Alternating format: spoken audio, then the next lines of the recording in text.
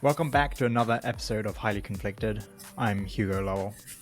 This week, on the inside scoop on Trump world as we enter the home stretch of the 2024 presidential race. 1. Whether the fallout from Trump's Madison Square Garden rally over the weekend will cost him votes.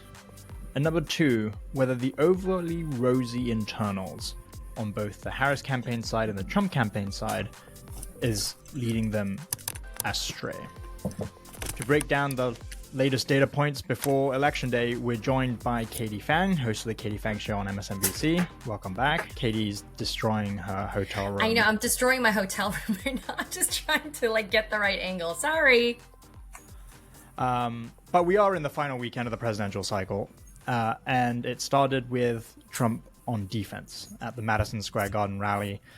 Over the previous weekend, a comic blabbed out racist and crude remarks that took aim at Puerto Rico and Latinos and African Americans. And even the Trump campaign recognized it was a problem. It was not the closing message that they necessarily envisioned. And they quickly tried to distance themselves from at least the Puerto Rico comment. They didn't care about the other stuff that this comic, Tony Hinchcliffe, was saying about black people carving watermelons and Latinos being unable to pull out, and they were making babies all the time. But the backlash was severe, and several Puerto Rican celebrities, including the chair of the Puerto Rican Republican Party, among others, called for Trump to apologize. And it took him a few days to do so. And in the meantime, he got a 4-day negative news cycle. And so I guess, Katie... Did I miss something? He apologized? Well, eventually he distanced himself from it, which is as close you're going to get to an apology, I think, from Trump as you ever will. But Trump world is seeing it as an apology, so we'll take it as a generous interpretation. The latest Kofefi boy, that's what you're trying to say. When he said, it's some comedian, I don't know who he is that what you mean by that? Correct. Yeah, I mean, look, it wasn't a straight disavowal, but it's as close as you're going to get from Trump. So if we allow him that generous interpretation... if we kind of take the first part of the week, the burning question, I think, is it going to cost Trump votes? Given people in this country basically already know that Trump shit talks, and some people actually like that about him. Well, I think what you saw from the Madison Square Garden rally, though, was equal opportunity shit talking, but it also didn't go after the coveted Trump vote, which is the white vote. It's after the black and the browns, right? And so that's the reason why the answer is yes, he lost votes.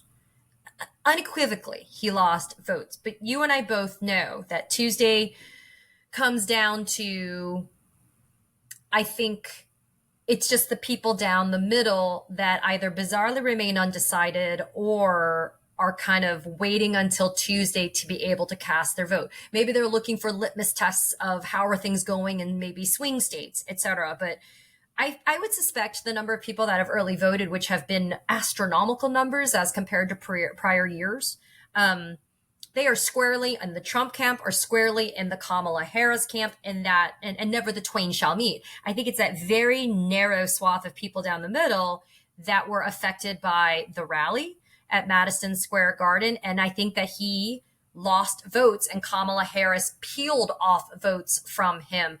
There's only so much that you can say or excuse of his behavior.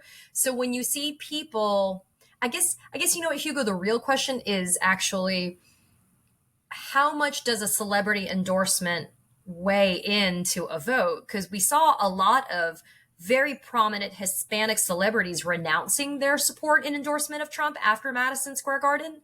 So I guess it makes you wonder, how much do voters actually listen and watch and are influenced by what celebrities are telling them that they're doing when it comes to politics?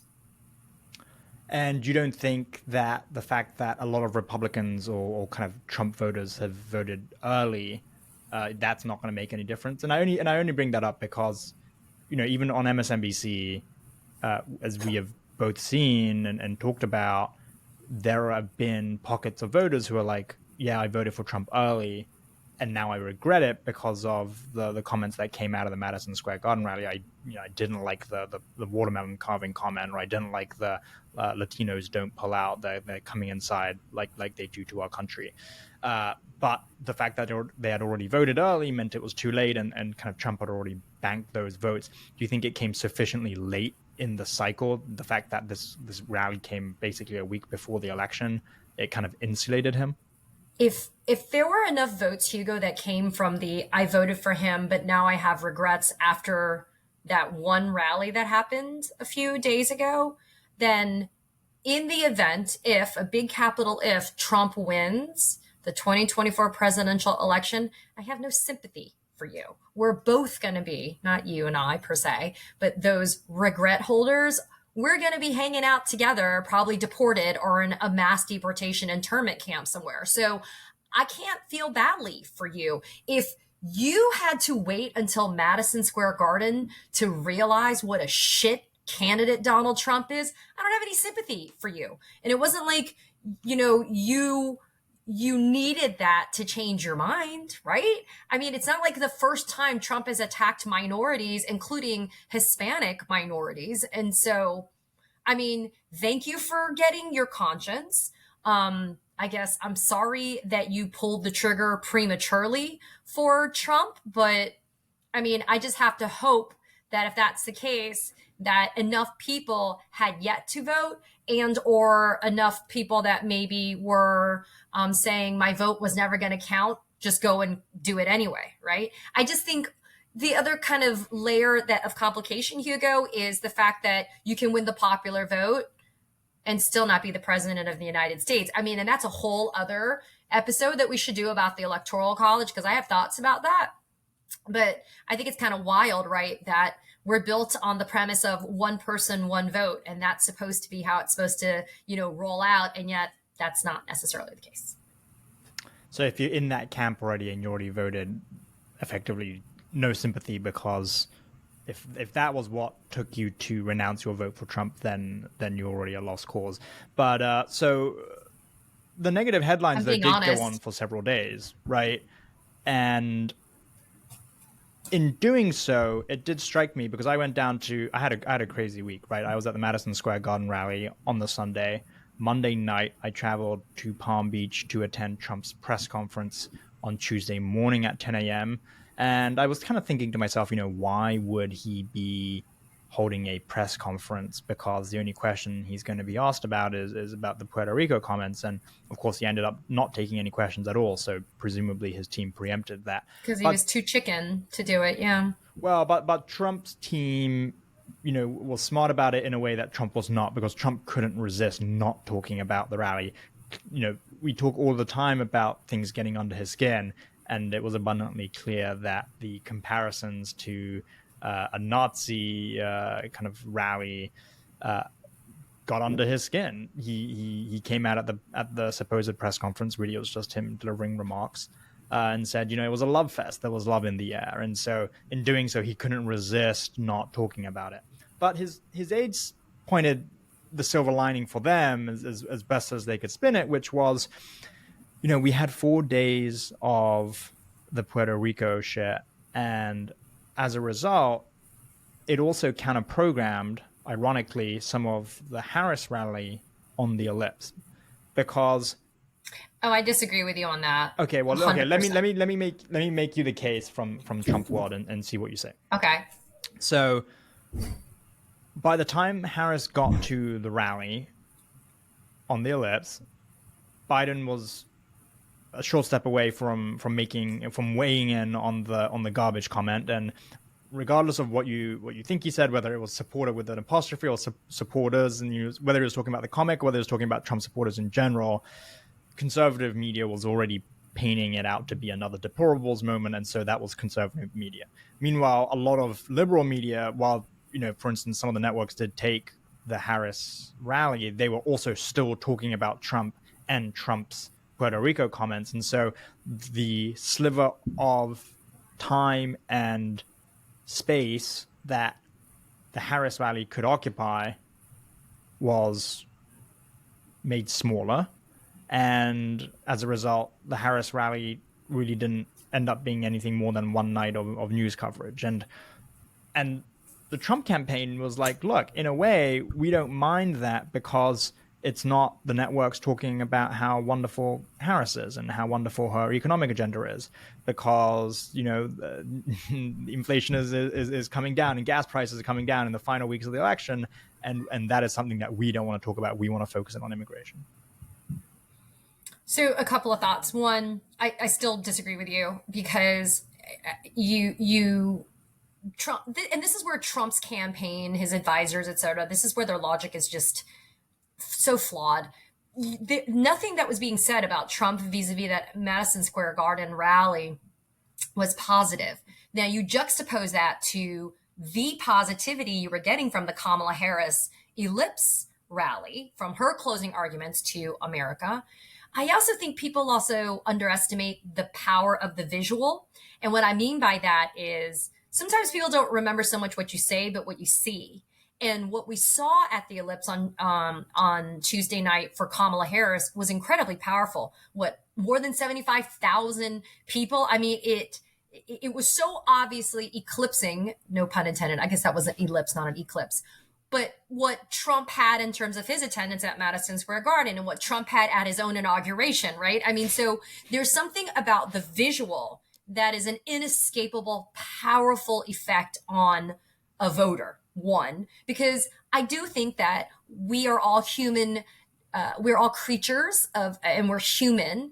And sometimes we are swayed, maybe not so much by a celebrity endorsement, but maybe by seeing that there's a whole bunch of people out there that look like me, sound like me, that are supporting a candidate that, you know what, just on her face is better than Donald Trump. Another thought that I had about this was, the pearl clutching from the Republicans is so hypocritical. It's unbelievably rich. For Biden, and again, context is always key, Hugo, the deplorables comment a la Hillary, Ron, and Clinton was back in 2016, correct?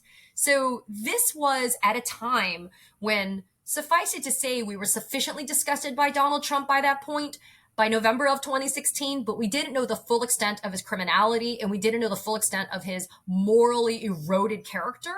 And we now have that. If you still want to vote for that, you're never going to be convinced by Kamala Harris's ellipse. You're just not. I think that's something that people have been laboring under, is this idea that we need to, quote, meet people where they are. I don't want to meet those people where they are. If you think that Joe Biden saying that people that support a racist are, that they're garbage and you're offended by that, one, you clearly aren't listening to what Donald Trump says about everybody. And frankly, including his own supporters. You and I both know, Hugo, you've been to Mar-a-Lago. Donald Trump would never break bread with a certain sect of his supporters. Let's be blunt, right? So I just kind of feel like you're never going to hear my messaging. You're never going to see reason. You're never going to see logic. And I hate to be so absolute because I know it drives a lot of people crazy for me to be so absolute and to speak in such stark terms. But I think that we're sitting here on November 1st having this conversation, and I'm looking at people getting upset about what Joe Biden said and saying, oh my God, how could he say that at the same time that Kamala Harris was preaching about unity? And I'm like, you know what? Because Joe Biden's right, that there is a group of people that support Donald Trump that really I would never want to be around or spend time with either. And so I just think that there's just like this completely hypocritical kind of outrage that's coming from Republicans about stuff that Joe Biden says or stuff that Kamala Harris says. And yet Joe Biden is not running for president of the United States anymore. It's Kamala Harris. So either, do the proper attribution and make her own up to what she's saying, but don't make her explain what Joe Biden has to say about it. But do you think Biden put his foot in it either way? I mean, there's a reason why the Harris campaign has been very reluctant to have Biden go out there as a surrogate, because he ends up invariably getting pulled into these mini controversies over what he might have said or what he might not have said, and they take on a whole new story of their own, and it's not beneficial, should we say, for Harris. I mean, it took on a whole life cycle of its own. I mean, what were we talking about for 12 hours? But not for, but number one, for not as long as the Madison Square Garden racism. conversation that clearly took up more oxygen, and appropriately so. And maybe this is where the media fails Americans, right? Maybe is it newsworthy, Hugo? And maybe you answer this better than me. Is it newsworthy that we cover when Joe Biden says something that might be at the other end of the spectrum of what Kamala Harris says or does? Sure. Does that mean that there's massive miles of sunlight between the president and the vice president of the United States? No. Do I think that it merits a continued conversation on media about Joe Biden saying what he says? No. The guy is about to be done with his term of office. He's not running for president. Why don't you focus on what the candidate herself is saying? And when it comes to Trump himself, right? I mean, since that Sunday rally at Madison Square Garden, what has Trump done since then?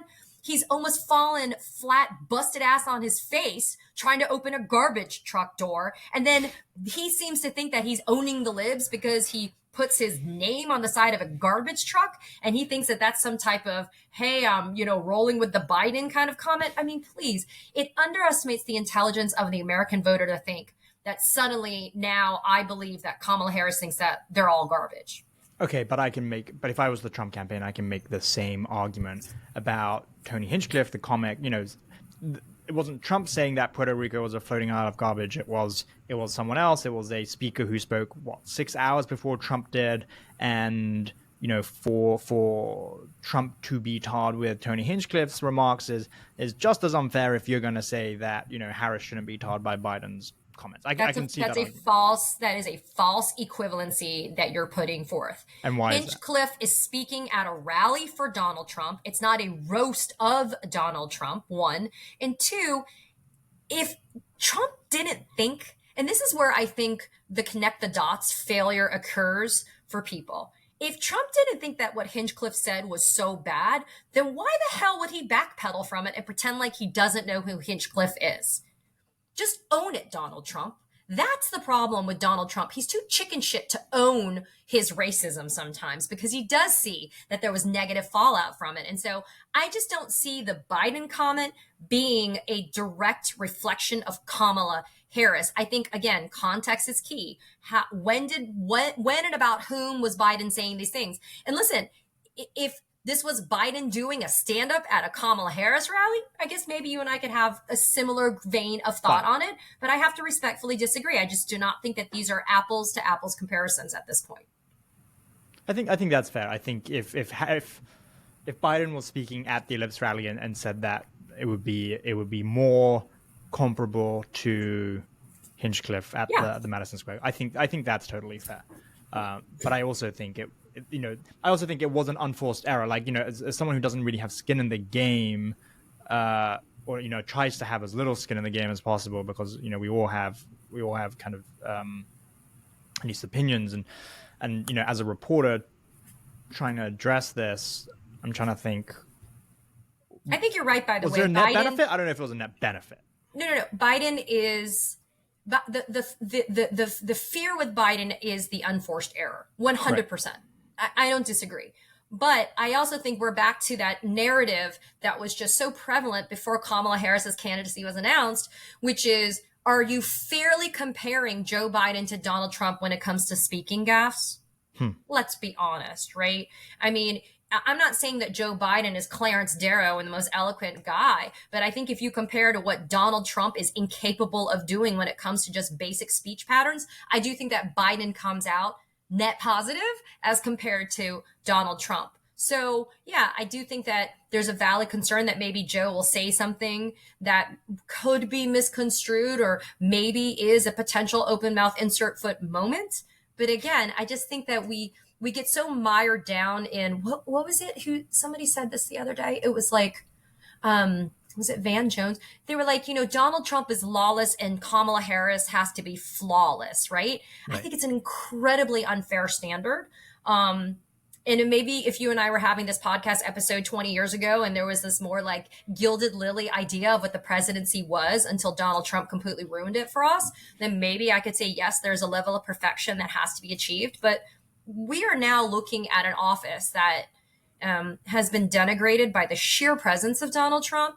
And I just don't know how much people revere and respect that office anymore. sadly. I think it's actually that's a good point, and it's reflective, kind of. We talk a lot about Trump reducing the standards for everything, and one thing that I noticed this week in doing some reporting on this is what Trump's going to do on election night. The Harris campaign has basically come out and said they expect Trump to declare victory on That November even 5th. before the end, right? Yeah. Prematurely, regardless of if he's won. And kind of when you put this to the Trump guys, it's a collective shrug. I also spoke to Steve Bannon after he got out of jail, Yeah. and one Did thing he that lose any weight when he was in prison? he yeah, I think he did actually. Clearly, the commissary was not as delightful as the embassy, which is where he tapes in his war room. You just reminded me about something. Go ahead. About the commissary. No, you just reminded me. I was wanting to follow up about the fact that Bannon still has. Remember, we were talking the other day about Bannon's state criminal case that was not a federal Right. pardonable case that is still coming up him in the Manhattan DA's office is prosecuting on his fraudulent theft on the Build the Rebuild the Wall Wall. scheme.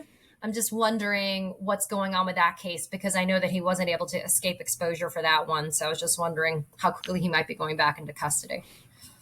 Well, actually, that case is looking bad for him because one of the co-defendants he was charged alongside flipped and became a cooperating witness. So things are not up in Bannon world on that count. But coming back to election night just for a minute, Bannon's kind of take. Oh, by the way, Bannon's supposed to go to trial. I mean, this is an older article from August 23rd, Hugo, but it says Bannon's motion to dismiss was denied, so his trial should begin on December 9th, just 6 weeks after he is scheduled to be released from federal prison. It's Christmas. Anyway, go ahead. Well, aren't we also due back in Fulton County in December for The the 11th appeal? Circuit Court of Appeals has the oral arguments on Trump et al.'s disqualification, Judge McAfee's refusal to disqualify Fulton County 11th DA Circuit. Fani Willis. I want to say that's like December 6th or something. I'm looking that up now so that your listeners can know what's going on. But it's not the 11th Circuit, right? It's the Georgia State Supreme Court. Oh, sorry. Yeah, it's the Georgia, because there's also The 11th Circuit with the the 11th classified Circuit documents for case. the classified documents case that has not been set for oral arguments yet. But on Bannon with election night, Sorry. this is invariably what happens because we get distracted by other. I know. things I'm that are more sorry. interesting That's for my us. bad. I was just really curious about when that's going to happen because I feel like people still want to know, Hugo, what's happening after election day, right? I think it's going to be if it's close in some of these races, and actually while we're on the topic of Bannon, two things. So number one, on election night, his response to whether Trump should just declare victory. Bannon, is openly now saying that it's just a throwaway line. Who cares? Trump should just do it. There's no downside risk for him, which I think kind of shows, just 4 years ago when Trump did this or was even planning to do it, it was a really big deal. Now, collectively, the entire kind of Trump world and also I think everyone else just shrugs and expects it to happen, which is just kind of extraordinary and many for just a number of reasons. But Bannon also wants to play a leading role if Trump loses in contesting the election results. This is his bread and butter. This is what he wants to do. He wants to reactivate lawyers, his kind of election integrity lawyers to contest results in all these swing states. And so, I think Bannon is shaping up to be increasingly potentially influential and playing an outsized role in all of this than I think people might otherwise realize. I needed my reading glasses to be able to see. December 5th are the oral arguments in the Fani Willis Georgia State Court of Appeals issue. And actually, kind of what happens to that if Trump wins, do we think? Just on the legal, because it is fascinating. If Trump wins, my bet is on the classified documents case, the 11th Circuit eventually will just let that go. For no other reason than Jack Smith will be fired immediately, as Trump has promised. Yeah, But he on said the he would do it state within like cases, minutes, right? He's yeah, like, if 2 I get seconds. reelected within minutes, I'm going to fire Jack Smith. But on the Fulton County case, which is a state case, which isn't a Jack Smith case, where do you think that goes? I mean, if Trump wins and is the president-elect, what happens to a case like that? He still makes the immunity argument. So And he I goes think, to, well, but there's 2 levels, right, in Fulton County. procedurally, well, you're talking about Fulton County. Let's take that first, because that's the first one. I want to say the only thing that's been dealt with in Fulton County on a substantive, I'd have to go back and check. I don't know if Trump actually filed a motion to dismiss based on immunity. Did he in Fulton County already? I don't think he did, because this is just the appeal on The disqualification. disqualification of Fani Willis, So I think what would happen is it would go back to McAfee, and McAfee would have to make a decision. on whether he would pursue it. Yeah, because you remember how Trump filed the presidential immunity motion in the classified documents case, but the judge didn't even get to it because Judge Cannon. Yes. Yeah, remember? So Judge Cannon didn't even touch that. Cannon only touched it on the appointments clause and the appropriations clause issue. So she didn't even go after that yet. But I could see McAfee actually denying the motion to dismiss for presidential immunity and that going up and that winding its way back up. I think it could still go to the Supreme Court. But wouldn't it be in limbo the moment Trump takes office because... Well, because you can't prosecute a sitting president of the United States. So it would just be in limbo for 4 years. Yeah. So, I mean, that's why you and I have talked about this before on my show and in other kind of venues where that's the other thing. Like, the lawlessness is a key component of the Trump candidacy, right? We've talked about how he's running to stay out of prison. He's running to be in a position of power to be able to dispose of his criminal cases so that he doesn't have, any continuing exposure. That's the real danger. I think people forget sometimes that the backdrop to Trump launching his presidential bid was Merrick Garland moving to appoint a special counsel. Trump saw that headline and he rapidly moved into sixth gear to announce his candidacy. If people cast their minds back to 2022, Trump actually announced his presidential bid weeks earlier than some of his advisors and allies had hoped, because he wanted to get ahead of the Jack Smith news. And it was always predicated on trying to get out of the criminal cases. And I think once you remember that that's how this has been set up from the very, very start, when he talks about, a retribution, but also be like, I'm running for my freedom, he's literally running for his freedom. He is like, if he loses this election, he knows he has a world of legal hurt, both in the January 6th case, which has not been dismissed, and Judge Chutkan appears very ready to take to trial as to the best of ability, and also the classified documents case, which could come roaring back. So here's the other wrinkle. The procedurally concluded in terms of liability determination by a jury of the Manhattan DA's case, because Trump can't really appeal anything right now because he's got to actually get the sentence completion done.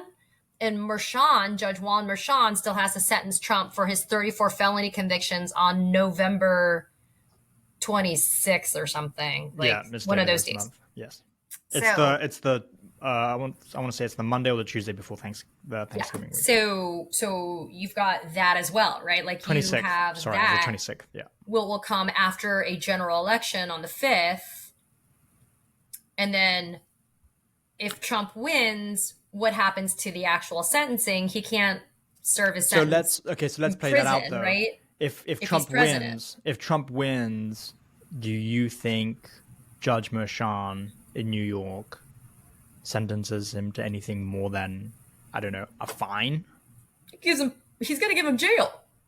Because you and I both know that sentence will be suspended pending Trump appealing that. And then I think Merchan will probably realize too that if he sentenced Trump to jail, Trump won't be serving it until he's done, being the president, right? Right. So if I'm Merchan, and by the way, it's within my judicial discretion to be able to sentence Trump to jail or prison. And if I want to treat him like every defendant I would probably treat, I'd probably give him some jail followed by probation, right? Since it doesn't matter anyway. I mean, I always anticipated before Rashawn delayed the sentencing, which you and I talked about before. I think maybe on your inaugural episode where I was like pissed. I was like, I don't think that's actually very fair that he delayed it. Pissed is a little strong. I think I was just irritated. I mean, look, fundamentally, Rashawn could have sentenced him to prison weeks ago and suspended entry of the sentence while or allowed him to remain out of custody and allow him to not have to serve a sentence until his appeal was done, right? So I mean, there was a lot of stuff going on that Marshawn could have managed back then, which is why I still think though he's still going to give him some jail followed by supervised release is what I think.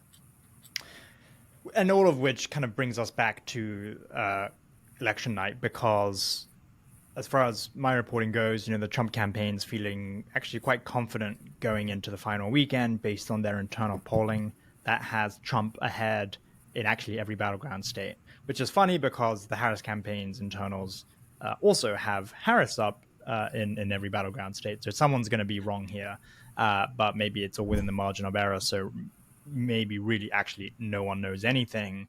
We're not going to know for at least a few days, and I think people need to understand that the management of expectations is important. As you listen to this episode of Hugo Lowell's amazing podcast, I cannot imagine. I love it when Katie calls me amazing. I know, right? Although I would like to be optimistic, I just don't think you're going to see the type of blowout numbers that would allow anybody validly to declare themselves a winner on Tuesday evening. I think we're going to have to wait and see as more ballots are counted over the span of the next maybe 3 days or 4 days. It just depends. And it is quite interesting, actually, just some reporting and scuttlebutt from inside Trump world. There does seem to be a sense this time that Trump probably should just declare victory if he's up by several 100,000 votes in Pennsylvania. And it's a credible argument for him to say, yes, we're about to win, like we're on the winning track. That being said, there is, for the first time this cycle, a sense that if Trump is not ahead by very much, that he shouldn't come out and declare it because it will make him look stupid. But it would also, more importantly, he's not going to listen to them. He's going to declare victory no matter what it is. I'd be curious to see what places like Fox News do, though. I want to know if Fox News, how they manage the returns and stuff. So what happened in 2020 is, as far as I understand it, there were several of the more kind of OG 2016 Trump people around him whispering into his ear, like, just go and declare it anyway. People like Bannon, other inner circle people. And this time around, those people aren't there. And it seems to be that Susie Wiles and Chris LaSavita, who by all measures are more pro than maybe the previous gang in 2020, are hoping that if no one is whispering just declare, that you won into his ear, maybe he won't actually go ahead and do that. Because there is something about Trump where he does kind of like to make decisions by committee sometimes, especially the big ones. He does canvass around. And if he canvasses around and everyone's like, don't do something, or we're going to resign or something, then he actually ends up not doing it. And actually, we've seen this over and over again, even in the post-2020 election period with DOJ, when he was like, I'm going to make Jeff Clark the acting attorney general, and the entire DOJ leadership threatened to quit, and Trump ultimately backed off. But I don't think anybody's going to threaten to quit, though, Hugo. And I think the problem is the following, which is you've got sometimes for Trump, it's the loudest person in the room, though, right? And so you may have a Susie Wiles and maybe a more like rational actor, but then you have Steve Bannon out of prison, right? And so Steve Bannon, as we know, was a critical part of the Stop the Steal, Big Lie, etc., right? And so I just kind of feel like it's the louder, more aggressive voices like the Steve Bannons that are going to create the momentum for Trump to be like, yeah, absolutely, I won, or whatever, right? And we know that Trump is impulsive and he's not going to want to listen to, I don't think he has any better angels, but he's not going to want to listen to that. Well, all I can say is Susie Wiles and Chris are doing their best to shut out Bannon world. I think in part because they know that if Bannon does get Trump's ear, Bannon may well just get his way. So there is definitely a concerted effort to keep people out of Trump's immediate vicinity. We saw them do it with Laura Loomer as well. We saw there being at various points in this campaign an effort to cut people out who were more incendiary or bomb throwers or controversial, and they have succeeded by and large. And so I think that will be Susie Wiles's last attempt, last whatever you want to call it, her final sacrifice. Song. Yes, to protect not only Trump but also her own reputation, because if Trump goes out and does something crazy and it causes the entire campaign to look bad, it will make her look bad. And that's a whole other conversation. Listen, there's a whole other podcast episode about what I call the taint. And not that way. The idea that if you affiliate yourself with Donald Trump, you are forever tainted. And I just don't think that you're able to pick yourself up from that mud. I think you come up with, it's not even fleas. I don't even know what you come up with, but that's just my 2 cents. Where will you be election night, Kate? I will actually, so I'm currently in New York, but I will be in Miami, Florida. Decidedly very red place, but I'll be there, and I'll just kind of be watching and seeing like what happens. And in the meantime, praying for people to not vote against their self-interest. I'll put it that way. And what are you looking at specifically, if anything at all? I mean, I'm intrigued by the early numbers on the number of women that are voting. And so I'm very curious to see if my gut tells me a woman is smart enough not to vote against her self-interests.